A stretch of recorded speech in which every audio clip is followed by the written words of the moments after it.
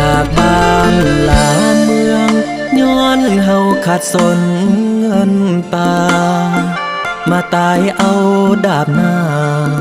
หวังมาหาเงินสร้างฝันโบกมืออำลาขึ้นรถเมล์เข้าสู่เวียงจันทน์หวังว่าต้องมีจักวันที่ฝันเป็น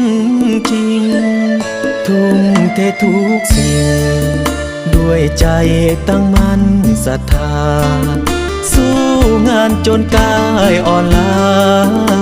แต่ใจบอกเคยไว้ติงลำบากเพียงใดก็ยอมทนเพื่อคนหาจริงเพื่อแม่ผู้เป็นยอดยิ่งเป็นทุกสิ่งต่อใจดวงนี้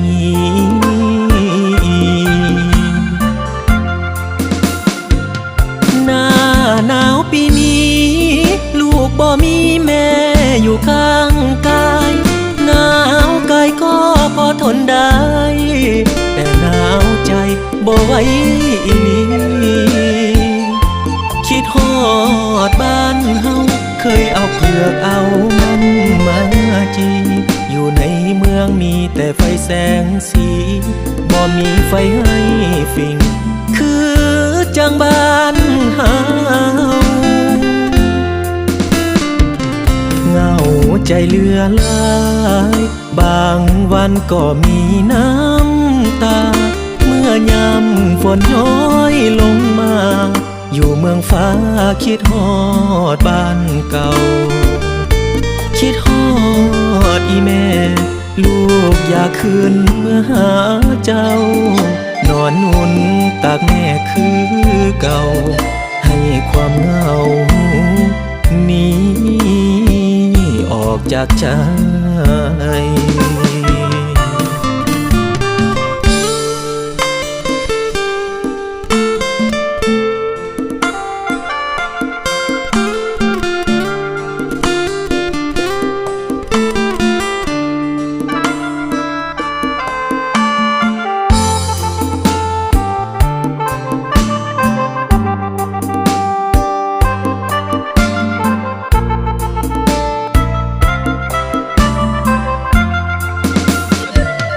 ทุ่มเททุกสิ่ง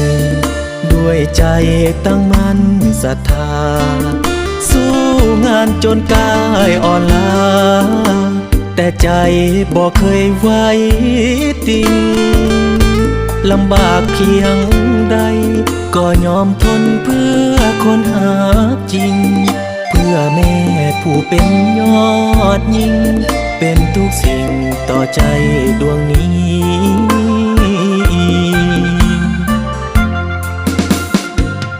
หน้าหนาวปีนี้ลูกบ่มีแม่อยู่ข้างกายหนาวกายก็พอทนได้แต่หนาวใจบ่ไหวอีหลีคิดฮอดบ้านเฮาเคยเอาเผือกเอามันมาจีอยู่ในเมืองมีแต่ไฟแสงสีบ่มีไฟให้ฟิงคือจังบ้านเฮาเหงาใจเหลือหลายบางวันก็มีน้ำตาเมื่อยามฝนย้อยลงมาอยู่เมืองฟ้าคิดฮอดบ้านเก่าคิดฮอดอีแม่ลูกอยากคืนเมื่อหาเจ้านอนนุ่นตากแม่คือเก่าให้ความเหงานี้ออกจากใจ